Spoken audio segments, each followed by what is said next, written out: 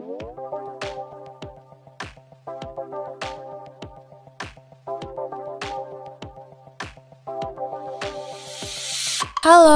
di video kali ini kita akan membahas 3 materi pokok, yaitu yang pertama, mencegah fraud, yang kedua, mendeteksi fraud, dan yang ketiga, profil pelaku, korban, dan perbuatan fraud, yang terbagi menjadi 11 sub pokok bahasan.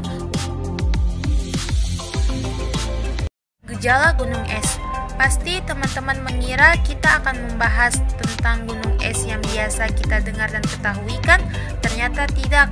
Gunung es yang akan kami jelaskan di sini sebagai perumpamaan korupsi, yaitu kelihatan besar di permukaan, yang tidak kelihatan di bawah permukaan itu lebih besar lagi. David et al. Mengelompokkan fraud dalam 3 kelompok sebagai berikut. Yang pertama, fraud yang sudah ada tuntutan hukum tanpa memperhatikan bagaimana keputusan pengadilan. Yang kedua, fraud yang ditemukan tetapi belum ada tuntutan hukum. Yang ketiga, fraud yang belum ditemukan. Ketika seseorang membanggakan telah menemukan fraud berukuran miliaran, bahkan triliunan rupiah, di luar sana ada pelaku yang belum ketahuan menertawakan para investigator. Inilah implikasi yang paling menyedihkan dari gejala gunung es. Yang berikutnya ini adalah pelajaran dari Report to the Nation. Di dalam tabel ini menunjukkan penerapan perangkat kendali untuk mencegah fraud, anti-fraud control, dan besarnya kerugian yang dapat dicegah. Ini penjelasan singkat dari anti-fraud control dan pengurangan kerugian dalam persen, di mana di sini di dalam tabel anti-fraud control AFC juga ada terjemahannya. Bisa kita lihat di sini. Pengendalian intern atau internal control mengalami perkembangan dalam pemikiran dan praktiknya. Oleh karena itu, Gavia et al. Mengingatkan kita untuk meyakinkan apa yang dimaksud dengan pengendalian intern ketika orang menggunakannya dalam percakapan sehari-hari. Ada beberapa definisi terkait dengan pengendalian intern, yaitu definisi pertama sebelum September 1992. Para akuntan menganggapnya begitu gamblang sehingga tidak memerlukan suatu definisi yang formal. Definisi kedua sesudah tahun 1992. Ini adalah definisi yang dikenal sebagai definisi kosong.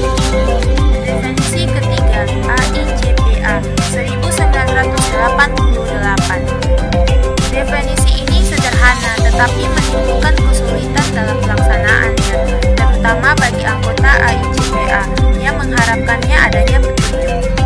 Definisi keempat, khusus untuk mencegah fraud. Specific Internal Control, atau istilah lain, pengendalian intern. Pengendalian intern secara terinci sangatlah bervariasi antara suatu perusahaan dengan perusahaan lain. Pengendalian intern ini harus dirancang sedemikian rupa sehingga ia tanggap atau responsif terhadap kebutuhan entitas yang bersangkutan. Misalnya, perusahaan besar mempunyai kebutuhan yang berbeda dari yang kecil. Perusahaan go public berbeda dari perusahaan tertutup. Perusahaan manufacturing berbeda dari perusahaan jasa. Terlepas dari perbedaan-perbedaan antar perusahaan, dasar-dasar utama dari desain pengendalian intern untuk menangani fraud banyak kesamaannya. Dasar-dasar utama inilah yang akan dibahas pada subpokok bahasan berikutnya. Pengendalian intern aktif. Pengendalian intern aktif biasanya merupakan bentuk pengendalian intern yang paling banyak diterapkan. Sarana-sarana pengendalian intern aktif yang sering dipakai dan umumnya sudah dikenal dalam sistem akuntansi meliputi 1. Tanda tangan merupakan unsur penting dalam pengendalian intern aktif yang menyatakan bahwa sah. 2. Tanda tangan counter lebih aman untuk lebih dari 1 tanda tangan. 3. Password dan PIN lebih intinya menyangkut kerahasiaan. 4. Pemisahan tugas.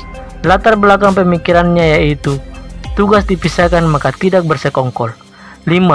Pengendalian aset secara fisik agar mengatur gerak-gerik barang. 6.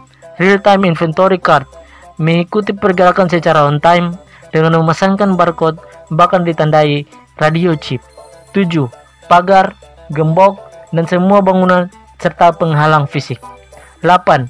pencocokan dokumen, dan pre-number accountable form atau formulir yang sudah dicetak nomornya. Bab 9. Mendeteksi fraud. Kesenjangan antara kenyataan dan harapan.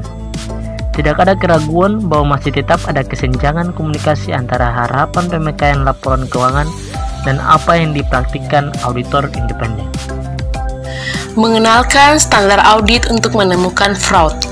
Kalau auditor independen bekerja tanpa standar audit, ia menempatkan dirinya dalam posisi yang sangat lemah, terutama ketika ia memberikan audit yang diharapkan menemukan fraud.